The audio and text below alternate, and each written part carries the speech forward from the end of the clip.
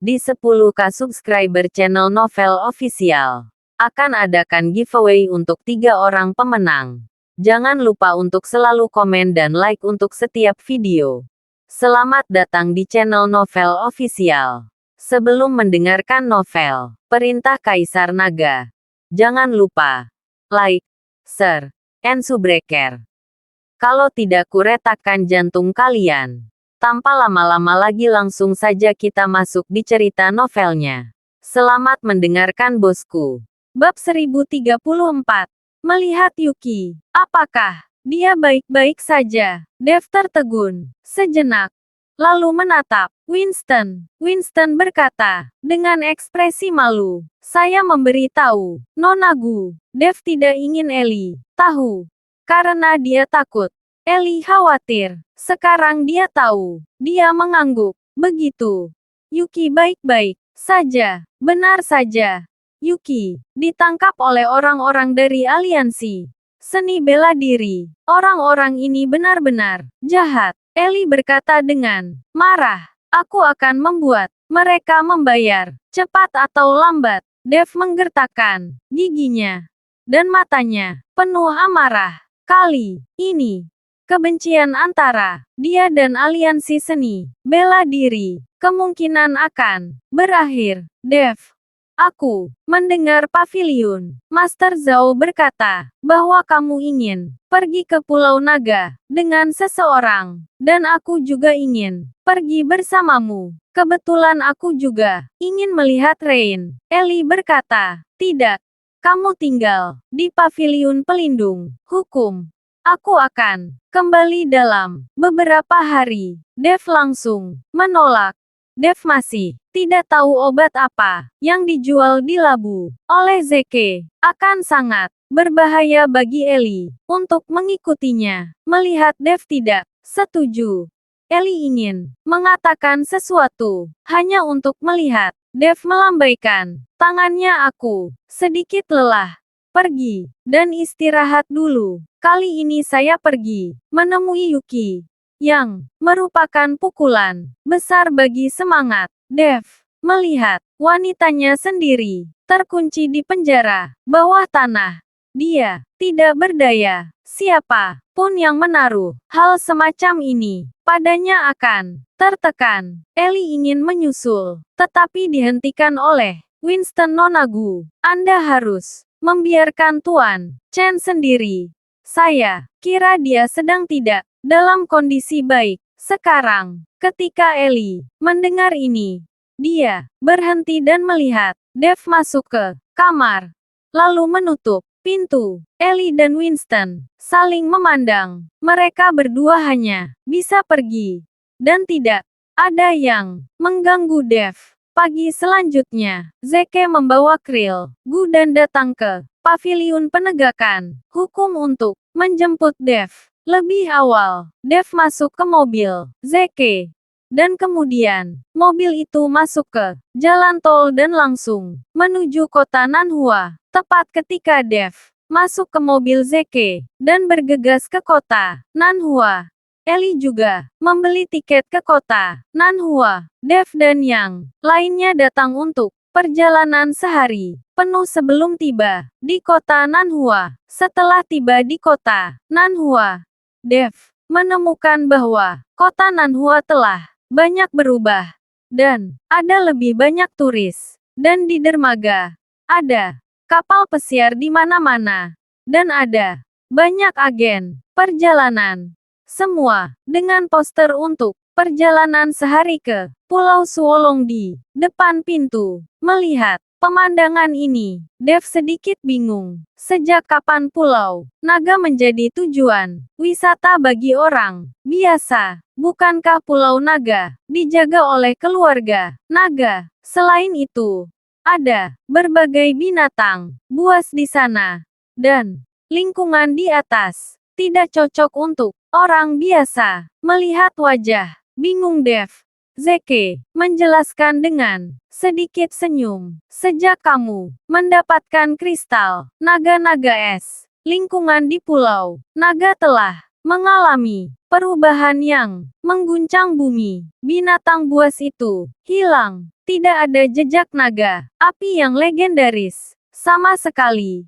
Jadi, keluarga naga juga melepaskan Pulau Naga, menjadikan Pulau Naga tempat suci untuk jalan-jalan, dan keluarga naga mendapat banyak manfaat darinya. Setelah mendengarkan penjelasan Zeke, Dev menyadari bahwa Pulau Naga menjadi seperti ini karena dirinya sendiri. Sekarang Pulau Naga ini telah menjadi tujuan wisata yang bisa dikunjungi semua orang. Kenapa kamu ingin membawaku ke Pulau Naga? Dev bertanya dengan aneh. Aku berkata, untuk saat ini itu masih rahasia. Zeke tersenyum. Kamu tidak akan mengingkari janjimu padaku, kan? Aku membawamu untuk bertemu dengan pacarmu. Jangan khawatir, karena aku berjanji padamu.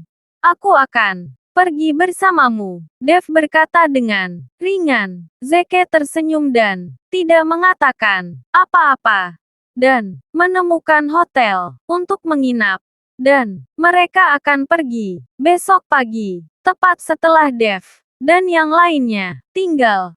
Ellie juga muncul di kota Nanhua, tetapi dia tinggal di hotel berbeda. Ellie, tepat ketika Ellie sedang check-in, seseorang tiba-tiba memanggilnya. Ellie mencari suara itu dan menemukan bahwa itu adalah Elias Gu, kakek. Wajah Ellie penuh kegembiraan. Dia bergegas dan memeluk Elias Gu. Kakek, mengapa kamu di sini? Saya mendengar bahwa ada tujuan wisata baru di kota Nanhua. Itu bernama Pulau Naga. 4. Musim seperti musim semi, dan pemandangannya sangat bagus.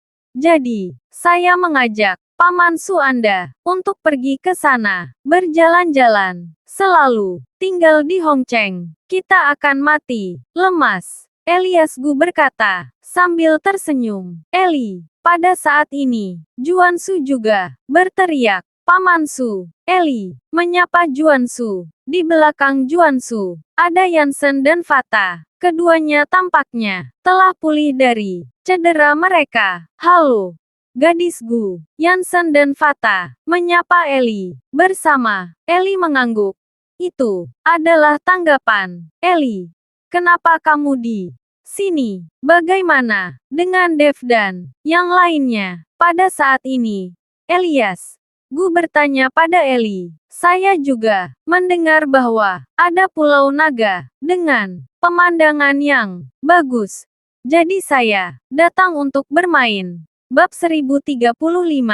Dev dan Yuki tidak bersama saya. Eli tidak tahu bagaimana menjelaskannya kepada Elias Gu. Lagi pula, Juan Su juga ada di sana. Jika dikatakan bahwa Yuki ditangkap, dan dia mengikuti Dev secara diam-diam. Ketika Elias Gu mendengar ini, wajahnya langsung menjadi dingin. Dan dia buru-buru menarik Eli ke samping. Hei, apa yang terjadi? Apakah kamu bertengkar dengan Dev?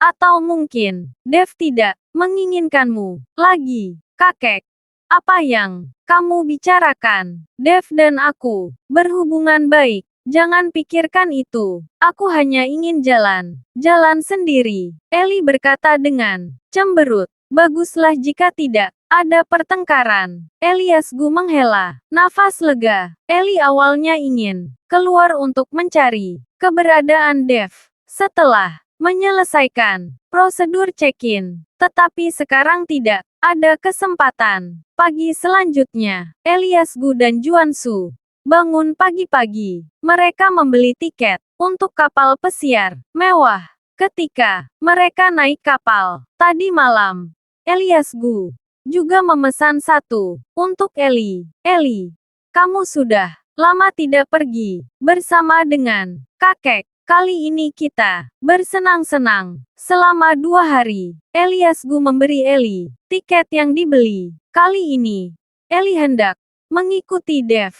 Dia Takut Dev dalam bahaya jika dia mengikuti Elias Gu dan yang lainnya. Bagaimana dia bisa menemukan Dev? Kakek, Eli ingin menolak, tetapi tidak tahu bagaimana mengatakannya. Aku apa? Apa kamu tidak ingin meluangkan waktu dengan kakek? Apakah kamu tidak menyukai usia tua? Kakek, Elias Gu bertanya dengan wajah terangkat. Tidak, Eli melambaikan tangannya lagi dan lagi. Oke. Kalau begitu, ikut dengan kami. Elias Gu tanpa sadar menarik Eli dan pergi. Segera, semua orang datang ke dermaga. Pada saat ini, ada banyak orang di dermaga dan banyak kapal ditambatkan di laut. Di antara mereka adalah kapal pesiar besar dan sangat mewah, yang merupakan kapal yang Elias Gu dan yang lain aktif. Ongkos kapal ini tidak murah, jadi tidak banyak boarding gate di kapal pesiar ini, tapi semuanya adalah orang-orang dengan status naik kapal pesiar mewah seperti ini. Setelah Elias Gu memeriksa tiket dan naik ke kapal, Eli terus melihat ke belakang.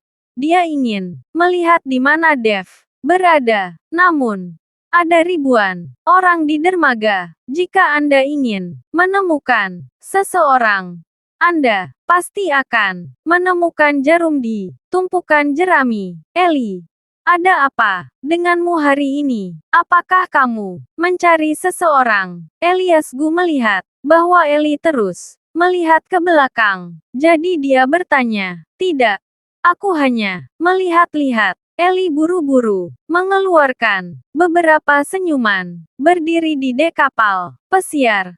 Melihat kapal pesiar yang mulai perlahan. Eli masih khawatir tentang Dev. Winston telah memberitahunya bahwa Zeke adalah orang yang sangat jahat. Itulah mengapa Eli sangat khawatir. Tepat ketika Eli khawatir tentang Dev, dia tiba-tiba merasakan kejutan, dan dia merasakan 3 aura mendekatinya. Sebagian besar orang di kapal pesiar ini adalah orang biasa. Bahkan jika ada beberapa prajurit, mereka hanya prajurit internal.